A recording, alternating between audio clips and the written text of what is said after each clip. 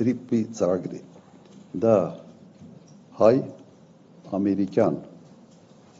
պրոյեկտ է Ադրբեջանի և Թուրքիայի համար։ Երևի ամենից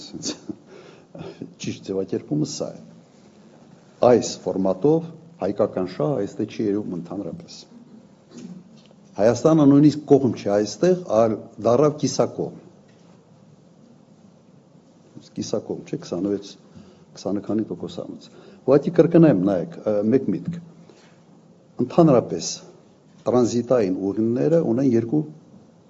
գործոն։ Մեկը աշխարհաքաղաքական կշիռ է հաղորդում նրան, ով կոնտրոլի տակ է պահում, և երկրորդ տնտեսական գործոն։ Հիմա Միացյալ Նահանգներին տալ այդ բաժնեմասը, այսպես ասենք, և ազդեցությունը, սա նշանակում է, որ աշխարհաքաղաքական գործոնը զրոյացվել է։ Հիմա այդ տոկոսային հարաբերակցությունը նշանակում է նաև տնտեսականն է գրեթե զրոյացվել։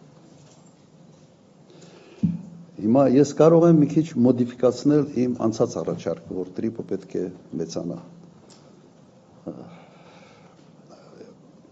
Ձևակերպումը հետևյալ կերպ կտամ։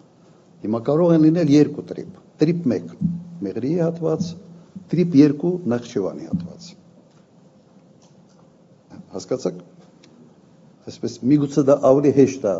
կազմակերպչական առումով ձևավորել, բայց բովանդակությունը նույնն է լինելու։ Կարգավորումները նույնն է լինելու, այո, նույն պայմաններով։ Որ չստացվի, որ հայ-ամերիկյան պրոյեկտը Ադրբեջանի և Թուրքիայի համար պրոյեկտ է, այլ ոչ թե Հայաստանի համար։ Արձագանք չէ, ես չեմ էլ փորձել, ես ուղղակի տվել եմ գաղափարը և հասկանում եմ մեկ բան, որ Միացյալ Նահանգները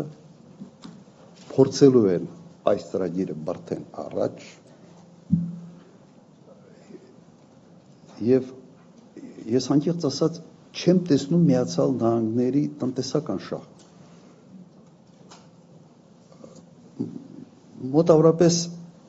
միգուցե այսպիսի հաշվարկ այս անկյան տակ նայենք։ Միացյալ Նահանգներ, Հայաստան, Միացյալ Նահանգներ, Ադրբեջան, ամբողջ արտաքին առևտրի ծավալը կազմում է Միացյալ Նահանգների ամբողջ արտաքին ծավալի մոտավորապես 0.004 թե 5։ Ամբողջ հարավային Կովկասը Վրաստանի հետ 0.04% ընդամենը։